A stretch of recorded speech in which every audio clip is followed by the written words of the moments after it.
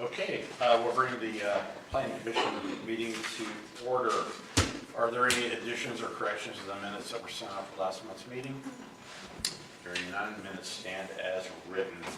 Item number 1, discussion of amendments to Figure 1 chart. After lengthy discussion, it was determined that the 2 line items of the minimum 950 square footage for the 1-story dwellings were missing and needed to be added to the chart. All other proposed changes, lot size, unit, square footage, and lot coverage percentage were acceptable. This item was tabled last meeting. I make a motion to take it off the table. Motion made, we take it off the table. Is there a second? Motion made, seconded. All in favor? Please don't raise your hand. Okay. All right. Excuse me, is there going to be discussion on that table? Yes, I mean, yeah. Yeah, you could, are there any questions from the board on what we're doing with this? Okay, then we'll open it to public discussion. If you want to state your name for the record and your thoughts on this matter. All right. Well, good evening. My name is Lori Samples. You've all seen me here, and here I am again to address the proposed changes to your Figure 1. I was kind of surprised to see that it said it was approved at last meeting, and all that needed to be changed was the 950, as we did express some major concerns with that table, in which they further do weaken the zoning requirements of this county. Our current standards did exist for a reason. They balance growth, livability, infrastructure capacity, and community character. The changes that were proposed reduce all those things and protections that are dire right now in our community, when our community is already struggling with over 50% rental rates, much of it low income, and our local resource centers have experienced over 300% growth just this year in what is needed in our community, and we are further going to burden them with these zoning laws. The new zoning proposal did 3 main things. Number 1, a minimum lot area change. The proposal replaced the 14,520 square foot required for the first 2 units, plus an additional 2,500 square foot for each additional unit, with a flat 14,520 square foot requirement, no matter how many units you build. Again, this is preposterous. With all the stuff that we've brought forward and we've showed you concerns, why on earth would you propose a change like that? So I think the reason that most of us are here, and a question we have by you guys, is who is proposing this change and why? Well, I would have to say, kind of on tech committee, kind of came up with those figures, because we were trying to match like the other surrounding counties. Yeah, that's what I mean. To try to make it in order of what's else. What the minimum with 950 square foot? I mean, that's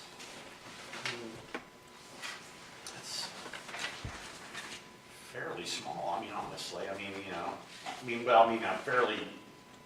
I mean, this would be like for a 1-story dwelling, 950. We did all 3 things. So the minimum lot area is the first thing that I'm addressing. Right. And that was, and I showed, blatantly how even the requirements that existed were too small to support the amount of parking that would be required for these areas. What was brought forth wasn't an issue with our zoning requirements, it was the issues with enforcement. So from the very get-go, the minimum lot area change from 14,520 plus the 2,500 additional, that was easy to calculate. If you want to come in and develop, you could look at that right now and say, okay, this is the minimum that I need. Super transparent, right? Then you go on over to the minimum living area change. The old required 1,200 for the first 2, an additional 1,200 for the second 2, and then an additional 400 for each unit over that. So again, we showed that was too small. That is not what we need in this area. We need good quality apartment sizes.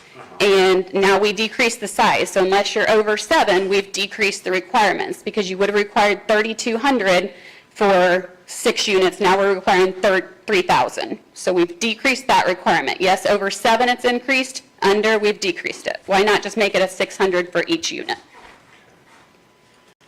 Are we talking about single dwellings, or are we talking about multifamily? Multi. Multi, on the 950? So the 950 has to be the bottom floor, I believe, and then the actual requirement for what is required has not been changed.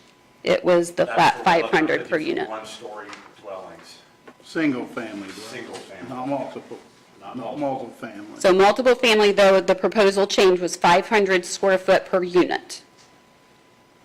Right? So if you're at 3, it'd be 1,500 square foot.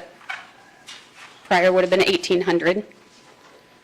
4 units, prior would have been 2,400. Currently, we are now at 2,000. If you increased it to 600 square foot per unit, then yes, then you are following what we're here requesting. But by decreasing it, it has made no sense. Then you go on to the lot coverage change, which is the 35% used to only include buildings. So 35% of your land, again, easy calculation. You can come up with that number. Now we've made it to where it's 60% after setbacks, but now it includes all improvements. So that's any solid surfaces, that's parkings, drives, hard surfaces, whatever all of that means. So again, very judgmental in what you No, want it's to not say that that judgmental. is. You can do the math. What we did is we took the parking, when you came to us at the beginning, and the parking could be right on the lot line. Could be in the setbacks. We took all improvements out of the setbacks, so that between any property, there's going to be a setback that there's no improvements. There's no parking, there's no driveways, there's none of that in the setbacks. So until it matches existing pavement, right? No. If it's already there, we can't make them take it out. Right, that can't. So if you already have parking in the setback, then that stays, right? We would have to see how you say you have parking in the setback. If you have a drive, blacktop drive in setback, that Yeah, but stays, right? That doesn't necessarily, that means parking. But if it's a drive, it doesn't count There's now an towards. existing drive and an existing building, then there are some these are based on new development.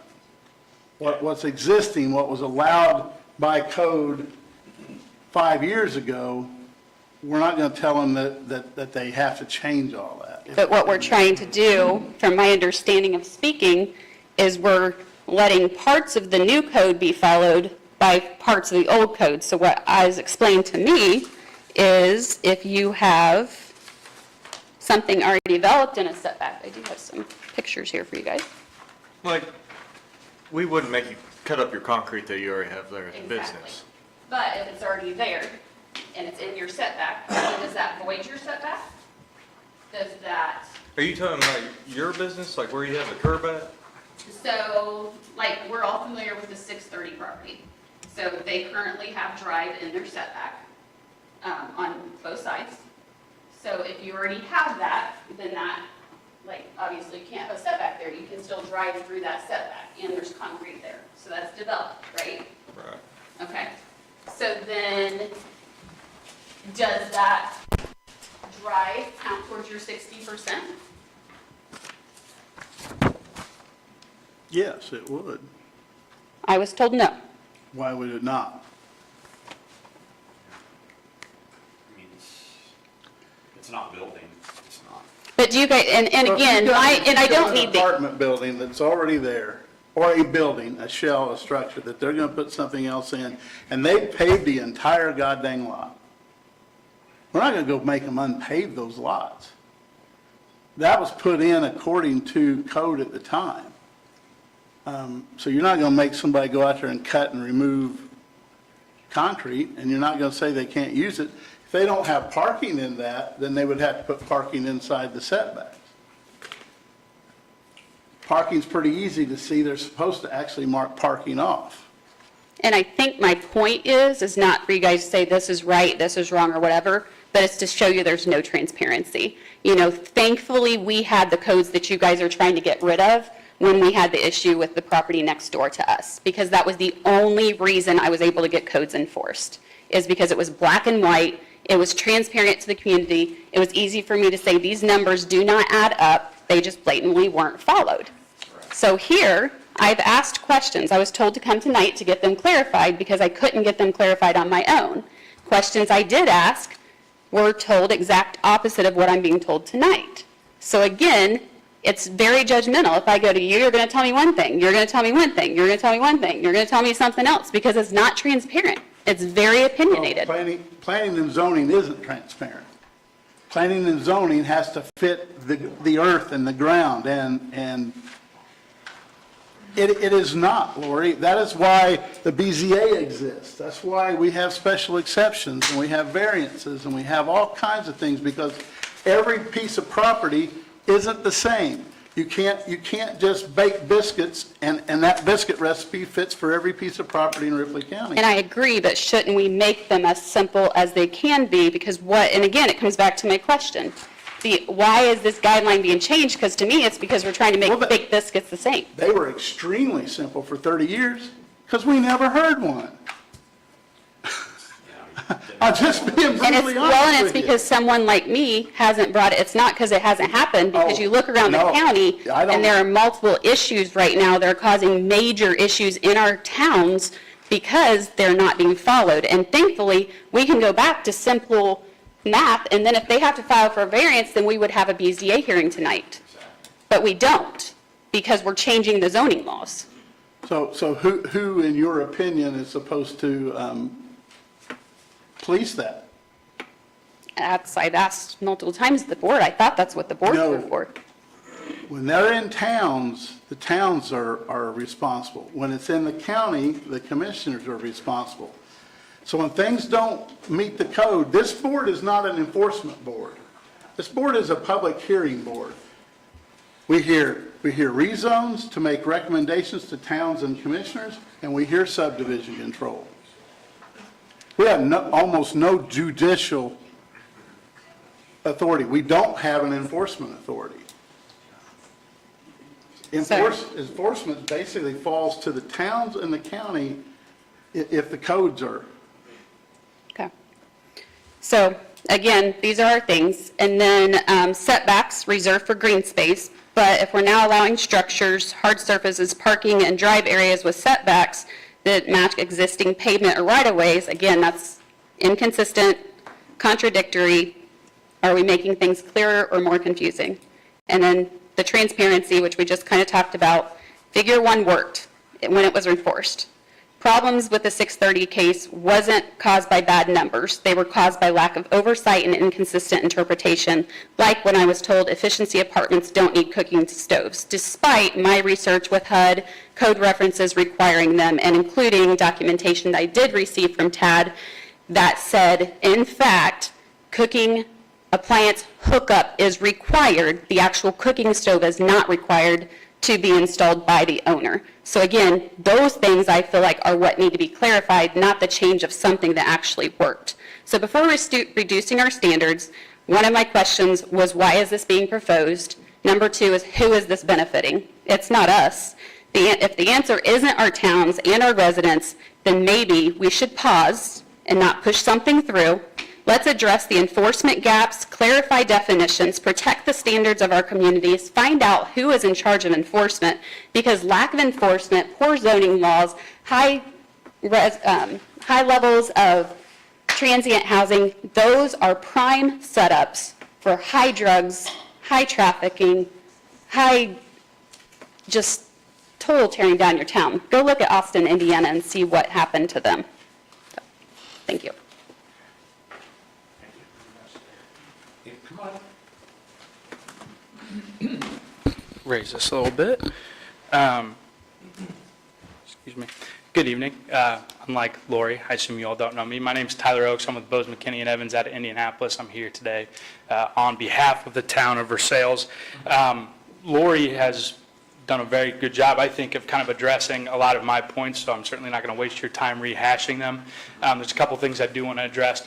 Respectfully, I would disagree. I think zoning is inherently transparent, and you are a public hearing board, and that's the point of adding this transparency, is so that you have these discussions out in the open that people can better understand.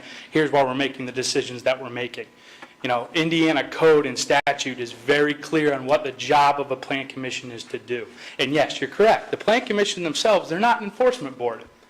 Staff has enforcement abilities, and it's on a plan commission. I believe the exact verbiage in the statute is to supervise and make rules for the administration of the affairs of the planning department. So the planning department does have the ability to enforce the ordinance. Any member can sue for violation of the ordinance. These are all things that are typically included in an ordinance. So I would, make the case that it is supposed to be a transparent process, and on behalf of the town, that seems to be lost here. We have really no idea where this proposal came from. We have no idea why it was brought up in the first place.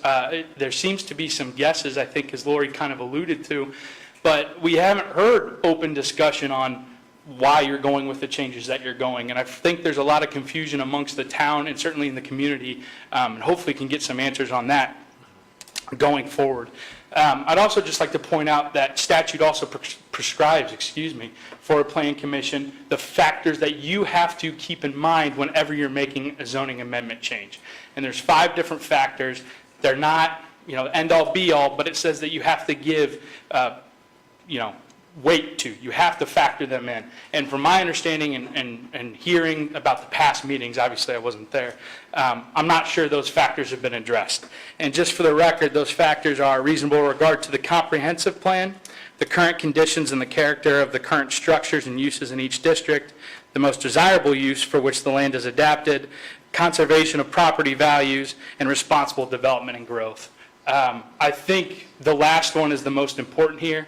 This change seems to be a blatant disregard for responsible development and growth. We are weakening standards for reasons that most of us are unsure why. And so I would hope that this board would go back and revisit this amendment itself, hopefully factor in those 5 things that we just discussed so it's a little bit more transparent of a process. And on behalf of the town, we would respectfully request that this board recommend denial of this zoning amendment going forward. I think the last thing, just kind of general speaking to revisit, obviously there's been some issue with enforcement related potentially to this change. I know Ripley County is a big county, and I understand that enforcement can be difficult. It's certainly on the towns to help assist staff. I know plenty of counties all over the state have enforcement arms. I originally practiced in Tippecanoe County where it's kind of a similar setup. And so the town wants to see the zoning ordinance enforced as it is. It's in place for a purpose. It's so that everybody's playing by the same set of rules. The way it's currently laid out, it seems like we're picking and choosing which rules are being abided by. It's not fair to the rest of the people that are. So on behalf of the town, once again, I would respectfully request that you vote to deny this zoning amendment change and would respectfully like more transparency going forward. Thank you. Wait a minute, I got a question for you. Yeah. How do we vote to deny an amendment or an ordinance? We're not the ordinance-making body. You're not, you're a recommending body, so you have to There you go. Yeah. There's a difference. You said deny. We can't deny. You can We vote to recommend denial. recommend. Yeah. I originally said it. I misspoke there at the end. You're correct. You're a recommending body. You can So, recommend to the county commissioners. This isn't an denial. amendment. This figure has been in our standards and practices all along. It's a couple changes in this overall. It's an figure. amendment to the zoning ordinance. That figures in the zoning ordinance, right? Yes. Yeah, if you're changing numbers on it, that's an amendment to the ordinance. You'd have to go through the Indiana statute on how to properly change a zoning amendment, or do a zoning amendment. That has not taken place. Are you here at a meeting with this to discuss this? I'm here to discuss the process in which that's being passed. We haven't passed anything. I understand it. That's why we're respectfully requesting you recommend denial of that zoning amendment. But you said we're doing it wrong. So what would make us be doing it right? I just want to make sure that the public hearing is, like, I know Lori had to reach out so that we could have a public hearing and discuss it.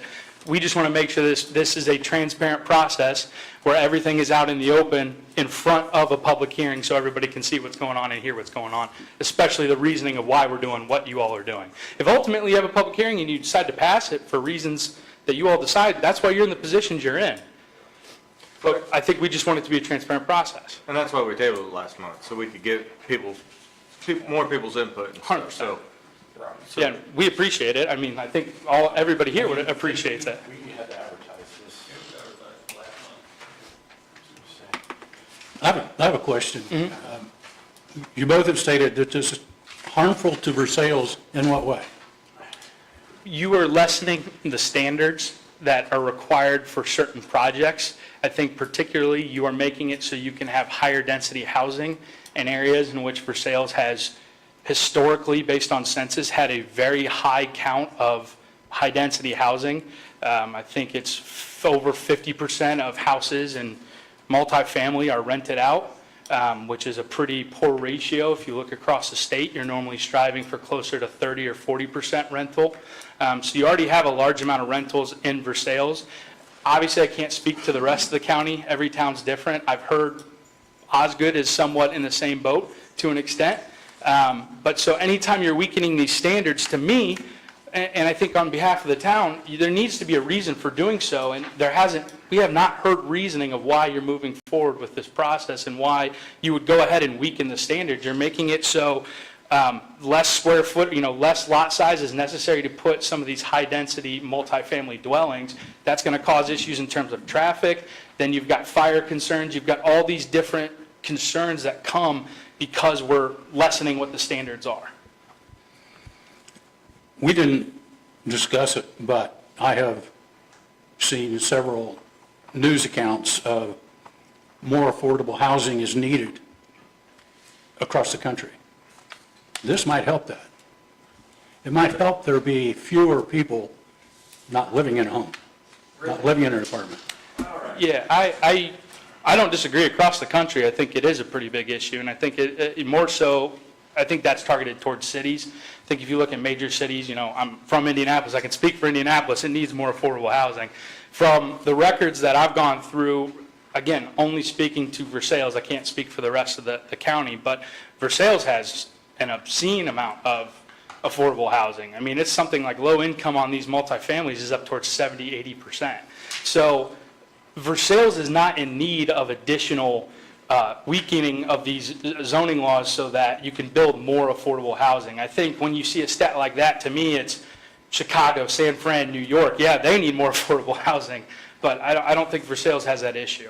Like I said, these numbers were come up with the thought of affordable housing. These numbers were done partly by looking at other counties to see what they had and try to get a uniform standard to go by. Mm-hmm. If a byproduct of that is more affordable housing, is that bad? Not necessarily, and I think kind of said too earlier, everything's, not cookie cutter biscuit. You want to go uniformity. I understand in some cases you want that because it's consistent with your neighbors, and I think a lot of times neighboring cities are in similar situations. I don't think that applies, again, why I'm here, I don't think that applies to Versailles. I think if that were an innocent byproduct of you making this move, then sure, I don't think it's a bad thing at all. I think the concern here is we still don't have an understanding other than, well, we saw another county had similar numbers, so we want to do it. That still doesn't justify weakening your zoning ordinance, which has been in place for 30 years, however long it's been, to then change these numbers. I think that's I think there struggle. were at least 5 other counties that were looked at, not one. So Sure. what's weaker? Give me a number, give me a situation that's weaker. Yeah, let me pull them up, excuse me. So if we look at the old one, I'm not going to debate the minimum living area square feet. I know that was talked about. I don't think that's necessarily weaker. I think 600 would obviously be better. But if you look at the table, the way that it's written, in the old table, it was 1,200 plus 400 for every new one, and this one's 500. For everyone.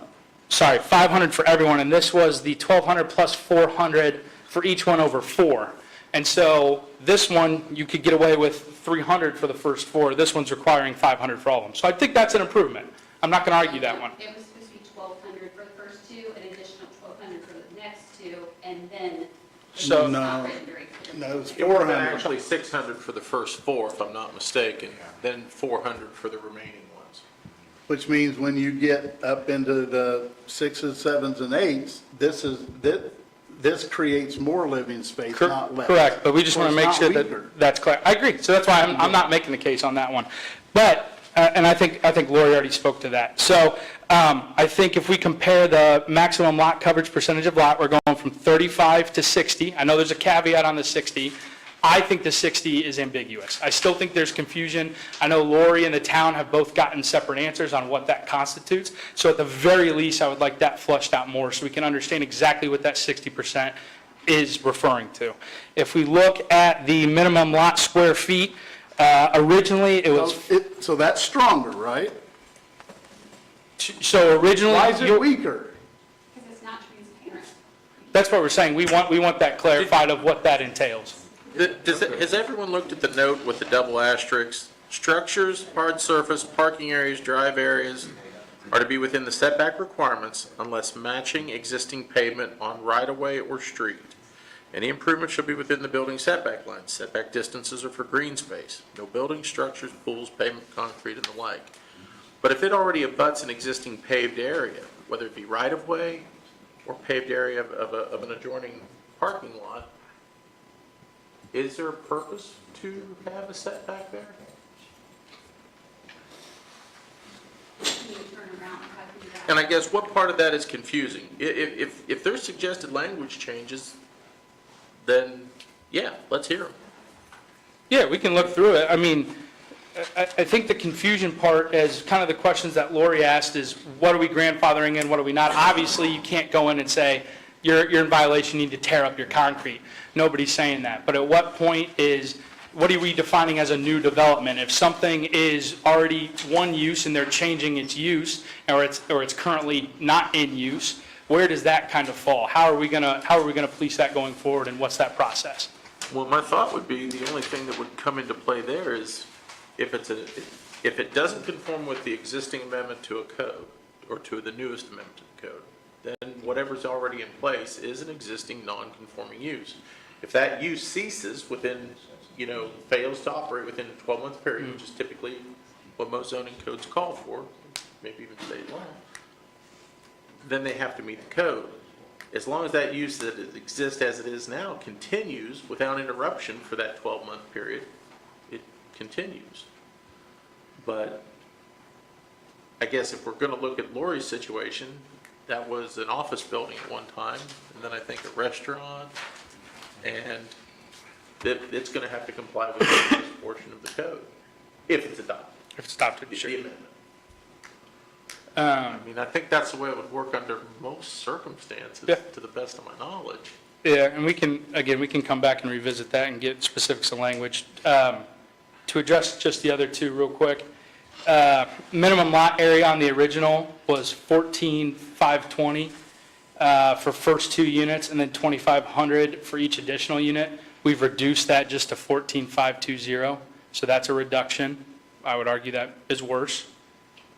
And then, That's why we did the 60% and nothing in the setbacks. can you explain that? So you've only got 1,400 and 14, yeah, you got a third of an acre, okay? That third of an acre, before we made these recommendations, okay, there could be things in the setbacks. Lori, one of your first complaints was their driveway's right against my business. Well, that can't happen now. But it still will. Only if it exists. If it's a new development, it can't happen now. They can't put these things in the setbacks. So you've only got so much room in that third of an acre that you can put apartments that are 500 square feet, plus the parking and all that. What happens then is you force that lot size to conform to what you want to develop and design. It's not that you can put anything you want to in that third of an acre. It's got to fit. Sure, but I guess I'm still a little bit confused. So we're reducing the minimum lot area square feet, and you're increasing we're increasing the minimum living area We're increasing the maximum lot coverage percent of the lot. We're So done. your argument is because we're reducing the minimum lot area square feet, it's okay to increase the maximum lot coverage percentage of lot. That's what our goal with these numbers in tech review were.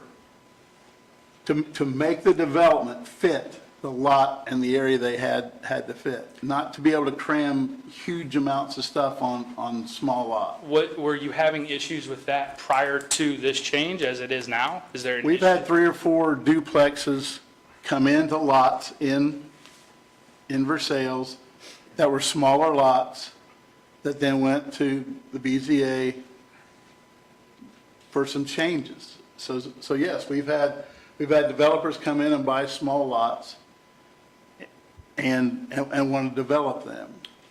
And they basically filled the whole lot up. Yeah, and there was no room for parking. But then wouldn't the argument be that it wasn't an appropriate spot for a development like that to go in the first place? But coming into the BZA for that meeting basically says that everybody has the right to fit the topography and what's going on with the situation. And then at that point, we had everybody from the community came and voiced their opinions, and then the BZA ultimately ruled yea or nay whether that fit the area and what was going on around it. So no one's going to do a development like this without going through the special exception process. And that's a benefit. I do want to clarify that. I certainly acknowledge that. So I think lot size and things like that, I don't think it weakened things, and going through the special exception definitely didn't weaken things. It gives you a whole nother set of meetings and eyes to look at things like that happened down here. And a review of each individual set of facts. Yes. Sure. And then, and this may be what was addressed at the start, so forgive me if this was already stated, but was the 950 figure what was supposed to go in the blank on the proposal? Yes. So for that minimum lot area per dwelling unit per square feet? Up in A1 and A2, that knocked out. I'm sorry? Up in the A1 and A2 district, that was left off when I read. So like on the R3 here, under minimum lot area for dwelling unit square feet, is that just supposed to be left blank intentionally? I'm sorry? On single family, Single family is still 9. single family manufactured home, non-dwelling, so. Do you What- know what we got? I Come up here and look at it. can look at Yeah. it and make sure. I ain't ate supper yet, so I'm on about it. So you, okay, so that's at 500, and then two family you've got, okay. And this is for the proposal, okay. Okay,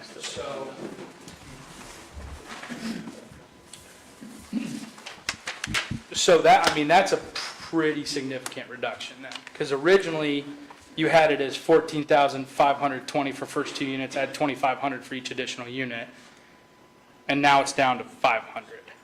Is that correct? The 500 is the living space, living area, not the lot area. Right, but then was that a typo then on the original code? You got it? Making sure I'm not lying. But this is the original, and so you've got it right there too, where it's the same number for both, so I think that's why the confusion was. That's saying the minimum lot area per dwelling. That's not saying the minimum area per dwelling itself. It's saying the lot area. Because So we you've was changed at it on the, this one to the dwelling size. Okay. I follow you. yeah, so then basically this column came out. Yeah. And then this is our next column then. So we switched, that lines up with what we got here. Yeah, If so I'm you just reading it amended right. this column. I Yes. follow you. Okay. Because it was redundant with what we already had. Yeah, I would agree. And I did the math after the last meeting, but I don't remember. What did we say a parking lot size was? 9 by 20, And, parallel. And 2 are required for each. and 2 are required for each one. So we're at a minimum of 360 square feet added on to that apartment size to be able to cover that 14, you're 60%. So you're looking at every single apartment has to at least have 860 square feet of lot size. So I don't know where that falls on the, I'm trying to answer your 35 versus 60%. No, And I take was- time, I'm happy to listen. Well, where the 60% come from, you go with this drawing, there's difference to, Mr. Osborne said don't have percentage of lot coverage, let the setbacks dictate what that is. So Jeff figured out on an average lot, that's 80 by 181, take 25 foot off the front, 8 off each side, 20 off the back, comes to 60% lot coverage, by letting the setbacks dictate what would be inside, not in setbacks. So they've got this square inside to build their development, park their cars, empty their trash, get their cars in and out, and do all that. And if it doesn't fit, if they want 8 apartments, their lot size has to become bigger. Unless they get a variance. Yeah, I Yeah, mean, I understand. yeah, it's a special exception. No, I understand. Here's the other thing. But it'd be a variance if they want to go on a smaller lot Right. like that. But there again, they have to prove that there's something unique and Sure. nobody else is having to face the same problems. Because of- I don't think we did anything as a tech review to try to weaken anything. And I think we tried to make it more, we took out a whole column of a bunch of numbers and we made them as straightforward as we could. Now, I'll grant you, there's other people that want to see some changes to this. As a town, how many people are from Versailles? Okay? As a town, do you realize that you can have some of your own numbers? Do you realize you don't have to say that all your zones in the town are R3? We're going through a comprehensive plan process right now. Every place in this town doesn't have to be open for multifamily dwelling. Now, you can't zone a use completely out. That's illegal also. But you can sure work on your map to show us where you want multifamily, where you want single family, where you want commercial, where you want business, where you want all that. Because we're in that process right now. It's happening now. That comprehensive plan is what hopefully drives how this stuff goes. So basically, you guys want each town to have their own special caveats of what they want, and then you'll enforce those? Again, you're using the enforcement. A lot of times, towns are required to enforce their own stuff in their town. You can shake your head all you want. We don't have money. We don't have money for enforcement. The planning department isn't given enforcement money. I hate to tell you this, but in planning and zoning, if you don't like something as an individual in planning and zoning, you know what you can do? About the only thing you can do? You take them to court. You sue them. I hate to tell you that, but it's the truth, isn't it, John? I mean, that's An individual always has the right to file for a nuisance action if some use of another property is affecting their use and enjoyment. They can file a complaint, but typically, our planning commission does not enforce the zoning code within the individual incorporated towns. Our code calls for every town, as a participating member of the area planning commission, have the right to enforce the code. Tad will certainly go out and inspect and determine if there is a code violation and what that is. He'd be a witness, but as far as the actual enforcement, that's kind of up to the towns within their own incorporated limits, because they are participating members of this area plan. Each town's allowed to create their own zoning code if they want to. There was a time where Milan did. Yeah, so if Versailles didn't like the numbers, and Versailles said, well, in Versailles, we want 700 feet per dwelling, and we want 3 huge parking spots, and we want that, you could do that. Now, you send it to us as a board, we hold a public hearing, and we make a recommendation back to you as a town on that. That's the process, right? Of ordinance, creating ordinances is, Not in this situation, not if the town doesn't have their own plan commission. they do, they have the area plan commission. Towns can submit things to us for Versailles ordinance. does not have their own plan commission. They have to No. go out and have We are the area plan commission, and we serve them, and they serve under the area plan commission. So they would use the area plan commission as that public hearing entity. The town council. Yeah. Just like the commissioners do for ordinances. So then when, Representative of every town on this board. They're supposed to be speaking for the town. so if, say Versailles wanted to go harsher on this, during the permit process, when it goes to the town to sign off, or how would it be caught? Where would it stop, I guess? If somebody come in and tried to pull a permit to do something like this project uptown, do you have to look up every single town's, or when it goes up to the state for approval? I mean, that's kind of, I think where a lot of this came from is we got a state stamp and it threw us off. So where or how should that be If the caught? town has wants more restricted, they bring it here, do the public hearing, you all make a recommendation back to the town when they adopt it, and it goes into the zoning code. For the town, Versailles. Yeah. So then when and this is me playing dumb because I don't know, but when a permit comes into you, do you have to sit there and comb through every town's? If they have their own code, their own requirement. Otherwise, I'm glad you do, not me. Like the town, Osgood, they have a restriction on mobile homes yeah.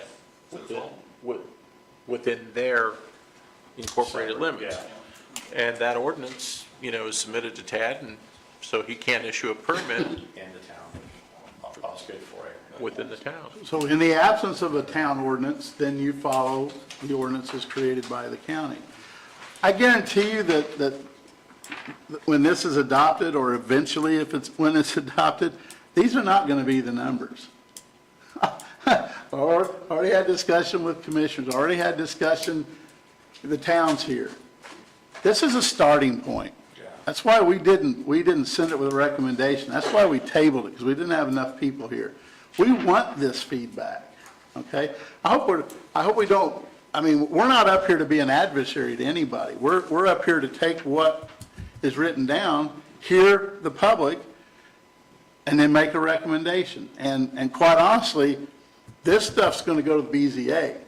This isn't in this board's purview. We do subdivisions and rezones Well, by state statute. this gives the BZA the backbone. Sure it does. It gives them The starting point. the standards to start with, so, yeah. Actually, I got a question for you too. So I've been sitting here trying to do the math, and with our original, forgive me, my mind's been all over the place here.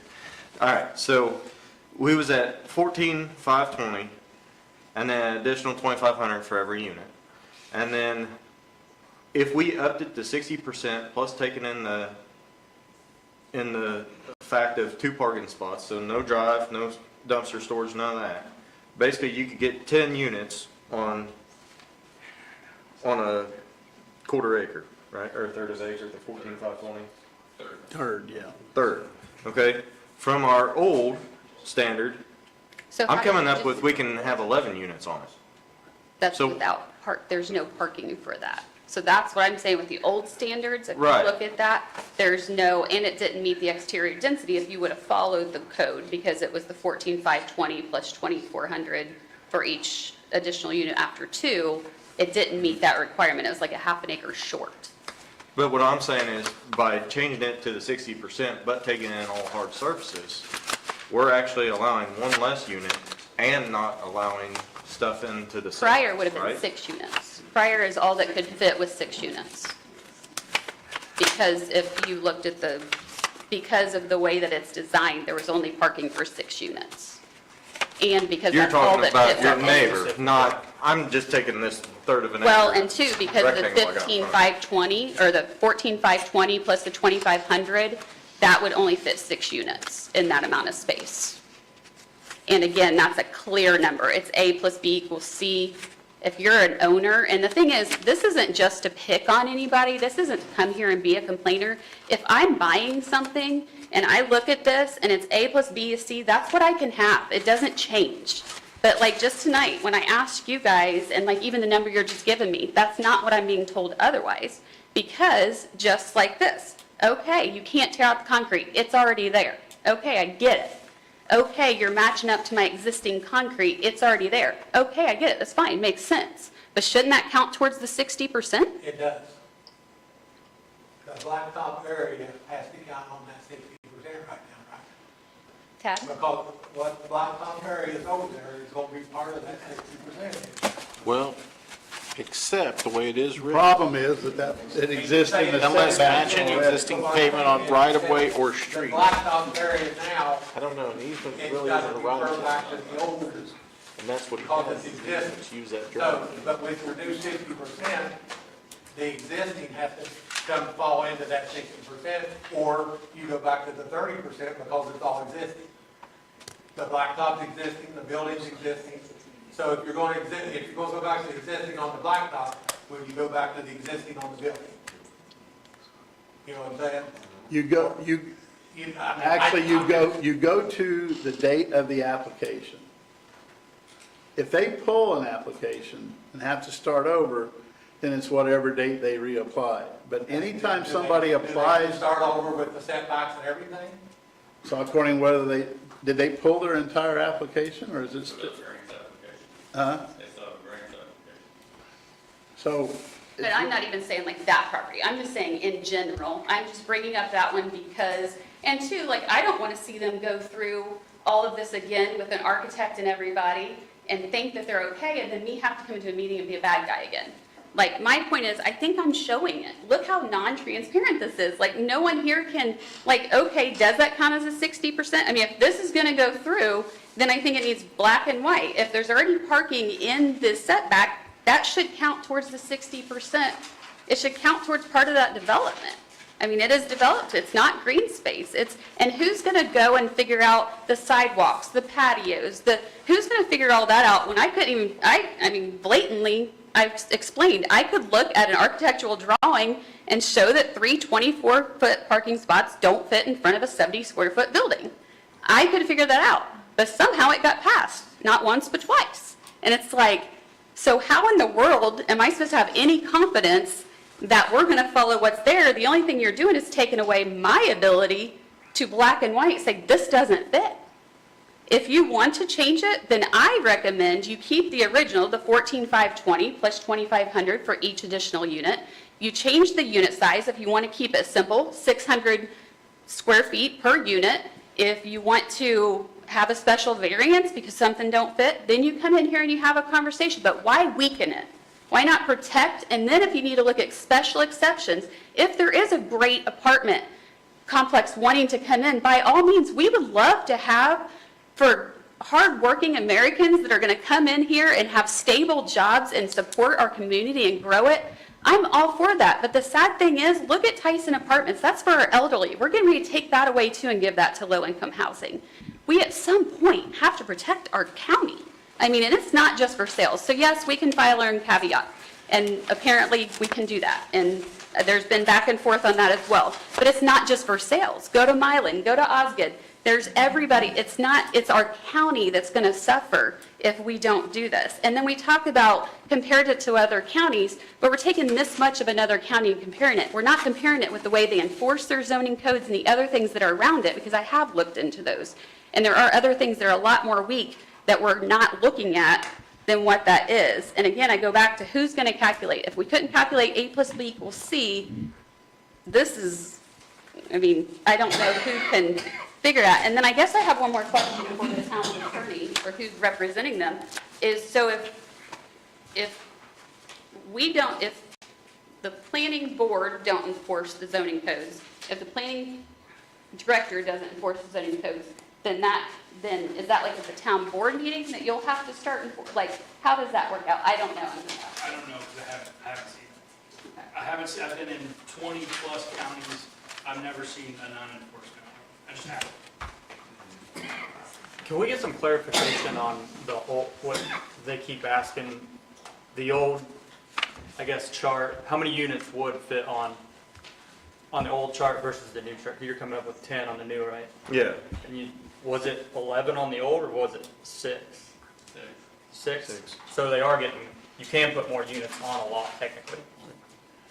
The way the old code seemed to be drafted with the limitation on the lot coverage, reading between the lines, I don't know if Mr. Oakes would feel the same way, but when you limit the lot coverage of just the building,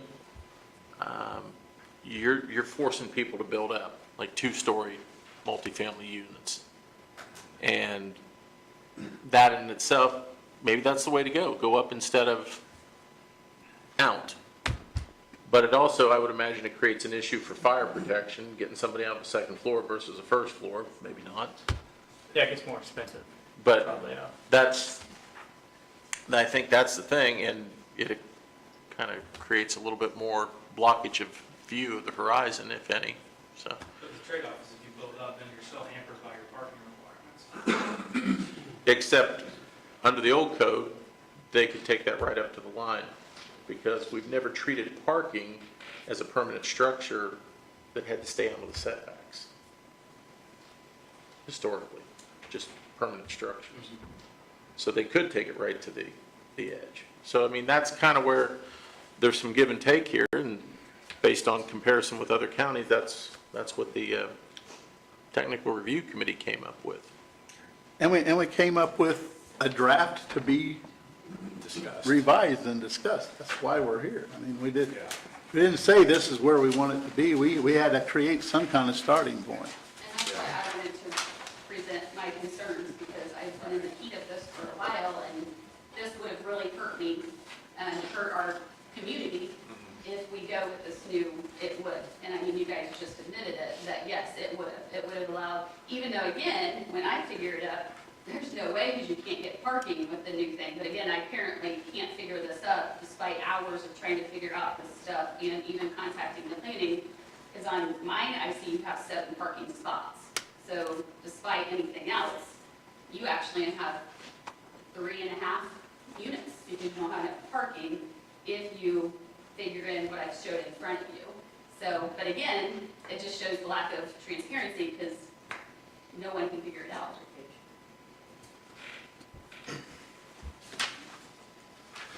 So my input is the things I just said. I would recommend keeping the first thing, increasing your housing density back to the 600. And then if you want to keep the 60%, at least you have the safety net behind it that says it has to be at least this much. It could be more if it gets the 60%.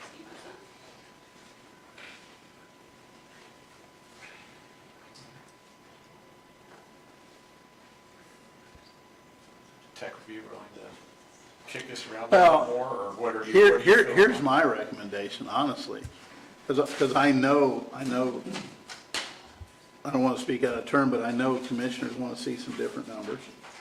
I mean, he's sitting right here. I recommend that we send this draft without any kind of recommendation or action to the commissioners for a revision, for an edit. I suggest the town of Osgood, or town of Versailles, if you've got some edits and you want to talk numbers, you know when their meetings are. But I mean, But I disagree with you. Why put it on 3 people's shoulders when we got a representative from every single town sitting here? because they're ultimately going to sign it into ordinance. And you know, But if we get a well-rounded from all of us, that's why we're here, is to send it to them, so that way it's not resting on 3 people's shoulders. And ultimately, yeah, it probably is gonna change, because that's what we've seen historically, but They're gonna send it back to you to vote on it. Yeah. Well, you're going to send it back to us for a public hearing, Or public hearing, yeah. and then send to them with a recommendation. Just an FYI on some quick math here, assuming we left things alone, 35% lot coverage, 2,400 for the first 4 units, which is 600 apiece. And let's say a person did do 6 total units, an additional 400 for the other 2, that's 3,200 square feet divided by 6 total units, that's 533 square feet.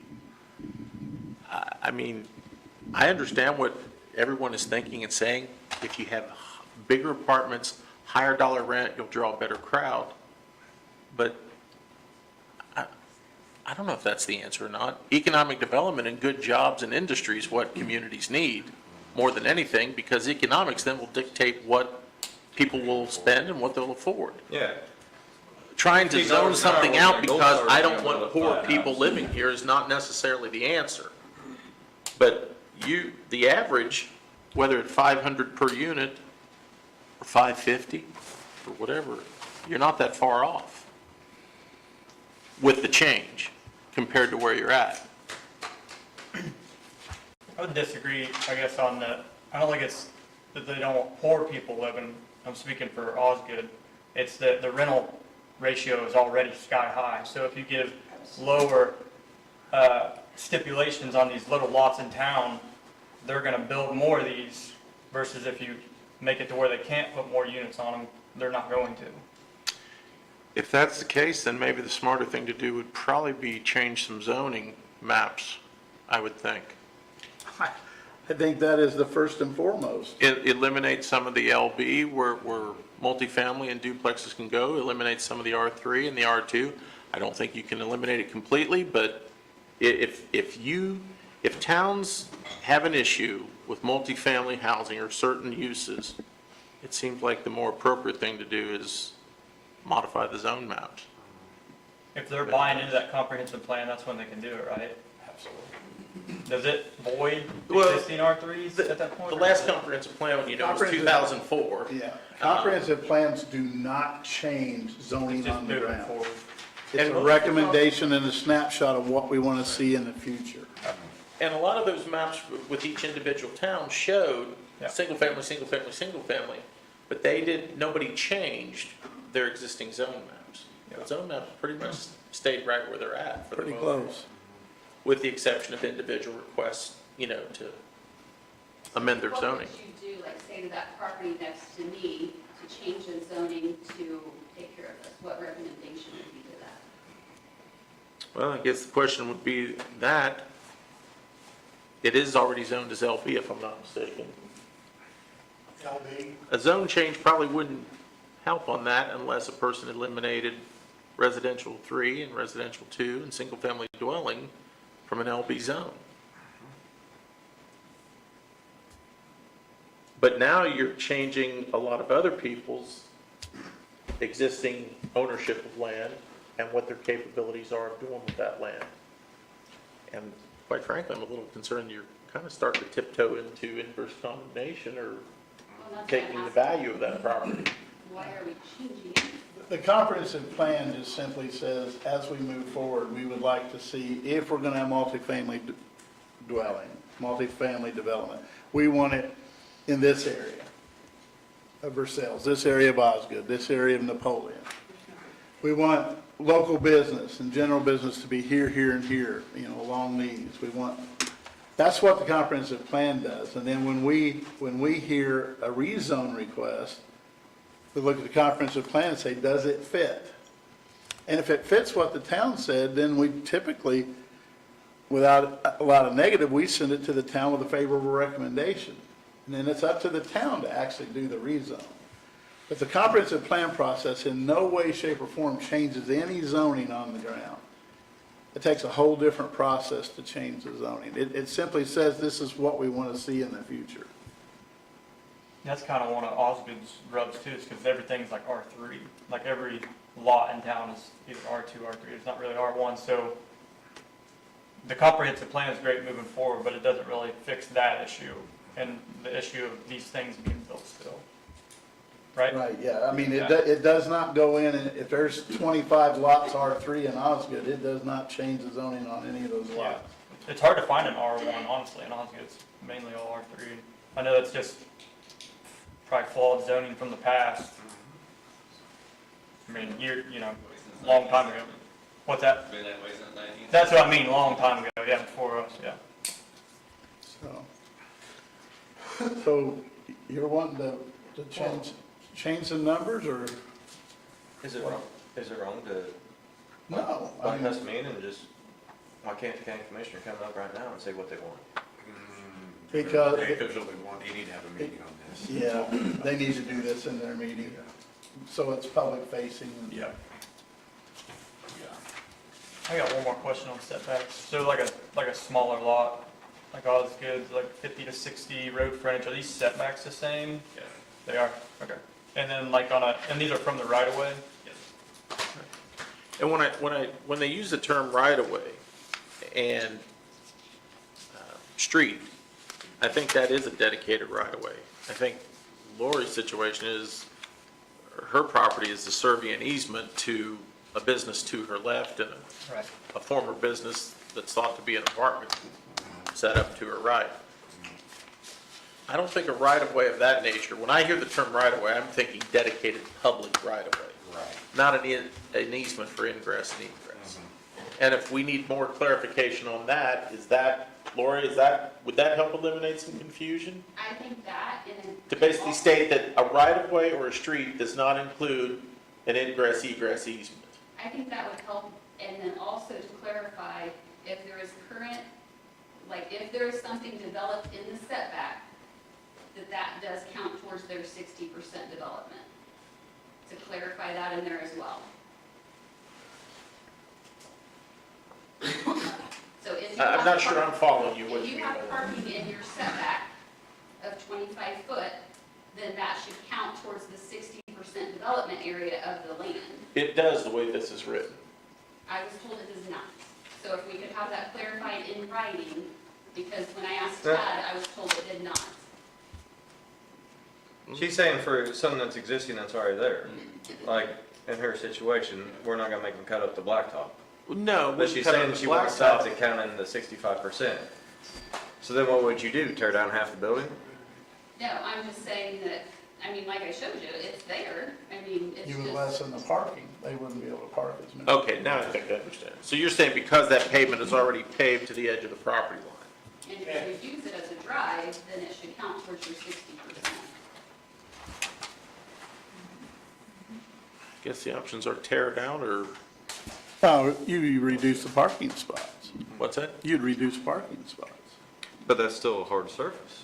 Yeah, it's still a hard surface, but it just means you're not gonna strike it. Now, does that mean somebody's not gonna park in them? Some flower pots. Well, I just mean you can park in it, but it counts towards your 60%. I mean, just because it's in a setback, if you're utilizing it, it's part of your developed area.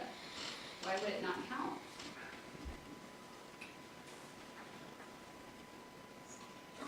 I guess I'm I not can see where following. that would be subject to interpretation. So like, for instance, your map right there, you have 25 foot marked off. Mm-hmm.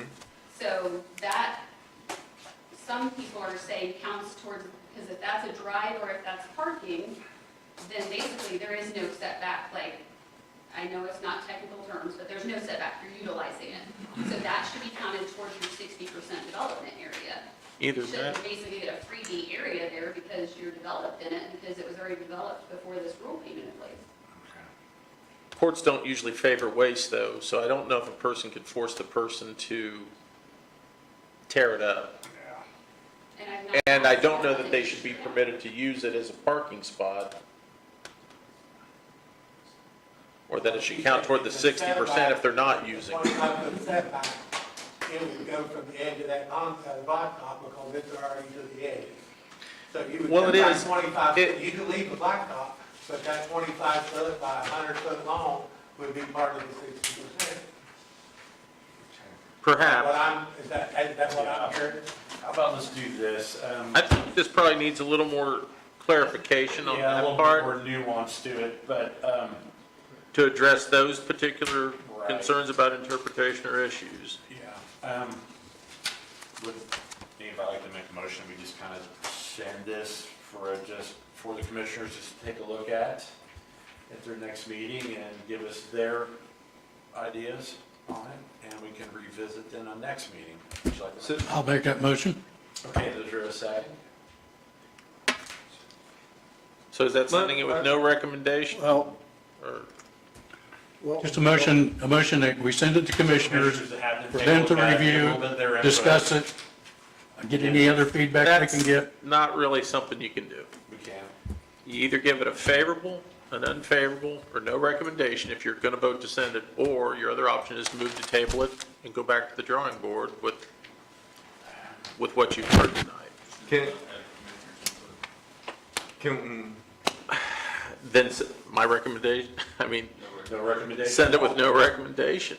Okay. But what's the juice at the end of the squeeze? Can we say, we're gonna send this with a no recommendation, but we request that we have it in writing, your guys' recommendation for public hearing next meeting? Well, they certainly have that legal option to basically deny it, basically to not approve that zoning ordinance amendment of Figure 1, and then they have so much time to send it back with their proposed changes. Okay. But what I don't want it to happen is what happened in previous times where we send it to commissioners and then it just gets done with whatever they want and gets approved and we still have no say representing our towns and our people. But they kind of have that right. It still comes back to us for public hearing, They if have there's that any right. changes. Yeah, yeah, if it's got any So changes to it, we got. if you don't think it's ready to go to the commissioners, then my thought would be send it back to the drawing board. Yeah, okay. I'd make a motion that we table it. Okay, motion been made, that we table it? Well, is there a second? I'll second it. Okay, motion made, we table it, and it's been seconded. All those in favor, make no raise your right hand. Will this be placed again on the agenda for Yes. next month? It will be placed on the agenda. Can we request recommendations written recommendations from the town of Versailles and written recommendations from the commissioners to tech review? Well, I think everybody has that right to submit something in writing that says, hey, I agree with this or I don't agree with this. Yeah, I mean, we're dealing with a month here, so we at least would want some And pretty quick who's on the feedback. tech review? Huh? Who's on the tech review? And Jeff French, and who else here? Doug, Doug? myself, Tad, Tab. we can't have a quorum of members Yeah, there. tech review's next Tuesday. Right. Would At there 1 be a p.m. possibility that you could get some, town of Versailles with some recommendations to them by next Tuesday? I think so. Okay. What time's that meeting? 1 o'clock. We have an 11-member board, as long as not more than Yeah. 5. Yeah. Let's Right. keep it how you guys are doing it. Yeah. Make it legal. But Tad, Jeff, And is I'm that- sorry, Doug, Dave, Jeff. That's only 3. Here. What's that? It's upstairs in the conference room at planning office. It's in the building. Can we request that the commissioners put in their input now? Well, they voiced their opinions when it came to solar, and I'm not sure if they voiced their opinions on the proposed chicken farm, but, I mean, Well, we never got to individually, hear it, really. Yeah. anybody has the right to They have speak. the floor on the turkeys though, so. When we was fighting the turkey farm, Turkey farm. yeah, when they was talking about redoing the code, Oh, somebody was in here talking then, so. Can we have something in writing from the commissioner?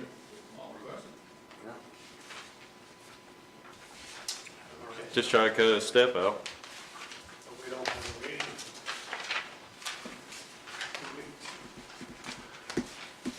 2 weeks? Is it 2 weeks ago? presume you could start individually. Can you get a copy of this and give it to the other two and have them give their input? Yeah, I can send it to them. Okay. Can we put our recommendation changes on there? Like, when you guys, Well, if you would like a copy of it, you can have mine. so then that's what we would get. Then you can, Okay. yeah, you might want to put your annotations on there or whatever, some, grab it. Highlighter and write big in case we forget our I'd like to glasses go- for I'm not tech trying to review. get a picture, I'm just trying to. No, that's why we have these, so we can hear you guys and Yeah. figure out what's best for our towns and community. That's the whole reason why, I know that's why I'm sitting in this chair. Just for the I record, think the town council should do one of them too. yes. Just for the record, item number one, I mean, it's nothing that we're going to vote on, it's a discussion of amendments to figure one chart. I mean, we were going to discuss it tonight, and. And it's not ready. Yeah, it's not ready.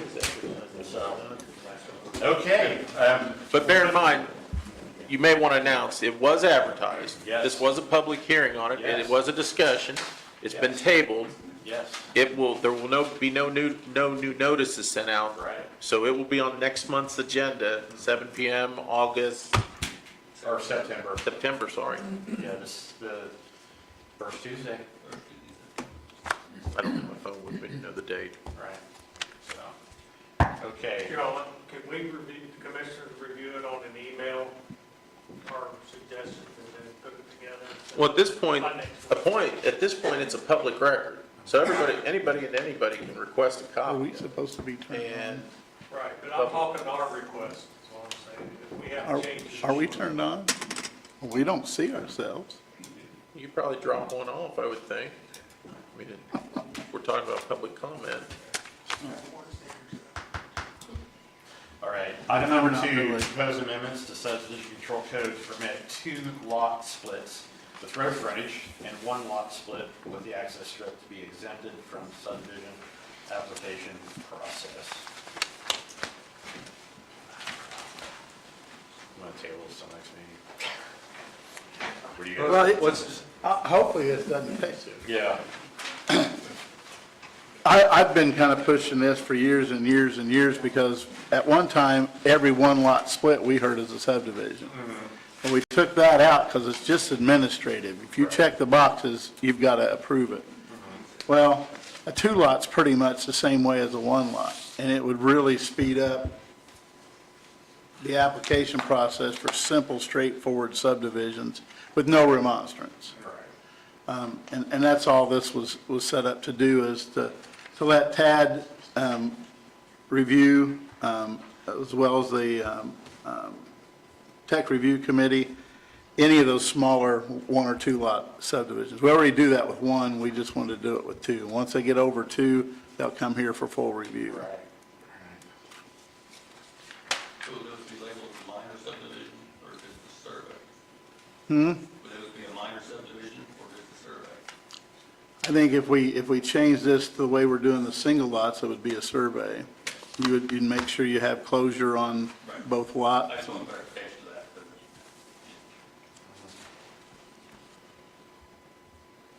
It just streamlines the process on things that there are months we drove in here for just a 2 lot subdivision. Rural ag subdivision. And in 2 minutes, we made our motions and we were, it would save some of those kind of situations. And we really can't turn them down if they meet all the specs, so. Right.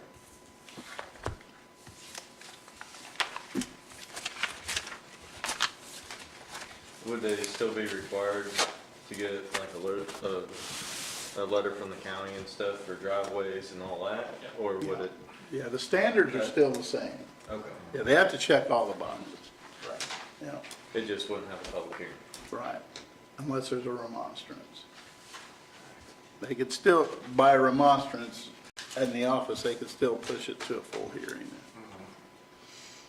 Would the adjoining property owner still be notified that it's gonna be a split, or how would they know to remonstrate or to complain?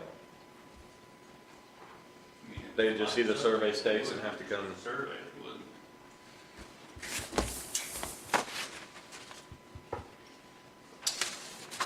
But honestly, if they check all the boxes and then they have complaints, do they really have a foot to stand on? As long as it checks all the boxes, we've always had to push them through. Right. They're just seeing that word subdivision and kind of freaking out a little bit, aren't they? Not knowing what's going on. Yeah. Don't want to lose agricultural ground. Yeah.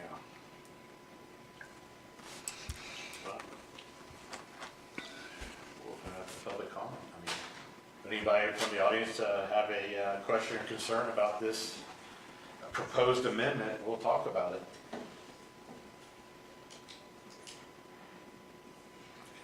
Hearing none, we'll close public comment. I mean, granted, this will be going to the commissioners with a favorable. No, this This is is- the advertising only. Okay, we're just gonna, Yeah, this was just okay, we're gonna. initial discussion. Right, There's nothing actually on the agenda so to we be can move to. heard as a recommendation type Move of. to have it on the agenda for next. Yeah, or basically, Yeah, commission our attorney to write it up in an ordinance Correct. form to be heard at the next meeting. and we'll discuss it next meeting. Okay. So there you go with that. that we send it to the attorney to have him write it up for full discussion at next meeting. Is there a, I'll make that motion that we send it to John to have him write it up formally and advertise it. second? All in favor, make them raise your right hand. Okay. Carries unanimously. We will talk about this next